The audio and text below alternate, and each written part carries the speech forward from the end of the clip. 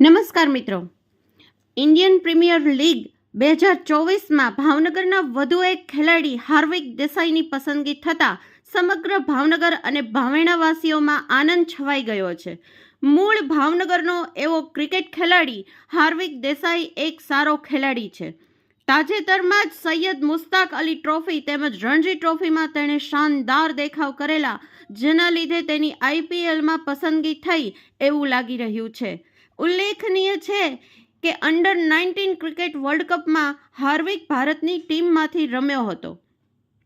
બાળપણથી ક્રિકેટનો શોખ ધરાવતો હાર્વિક એના એક ઇન્ટરવ્યૂમાં પોતાની માતાને શ્રેય આપતા કહે છે કે મમ્મી બાળપણથી જ સાથ આપે છે. પોતે ક્રિકેટ રમે ત્યારે ગ્રાઉન્ડમાં ઝાડના છાંયે બેસી અને એની રમતને નિહાળતા હતા. હાર્વિક વિકેટકીપર અને સારો બેટ્સમેન છે. તે વર્ષોથી ભાવનગરની સર તખ્તસિંહજી ક્રિકેટ ક્લબમાં પ્રેક્ટિસ કરે છે. મુંબઈ ઇન્ડિયન ટીમમાં હાલ મુખ્ય વિકેટકીપર ઈશાન કિશન છે અને બીજા વિકેટકીપર તરીકે વિષ્ણુ વિનોદ હતા.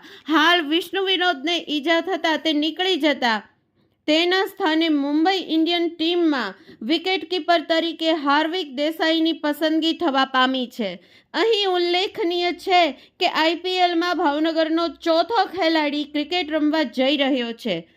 અગાઉ ભાવનગરના 3 ખેલાડી જેમાં ચેતન સાકરિયા, શેલ્ડન જેક્સન અને ચિરાગ જાની પણ આઈપીએલ રમી ચૂક્યા છે. જેમાં શેલ્ડન જેક્સન 2 વાર કલકત્તાની ટીમમાંથી રમી ચૂક્યા છે. 6 વર્ષ પૂર્વે ચિરાગ જાની આઈપીએલમાં રમ્યા હતા અને હાલ ચેતન સાકરિયા આઈપીએલમાં છે.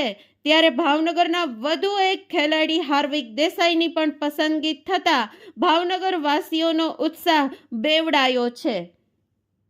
તો મિત્રો, આવા અવનવા સમાચારોને જાણવા અમારી ચેનલને લાઈક કરો, સબસ્ક્રાઈબ કરો. નમસ્કાર.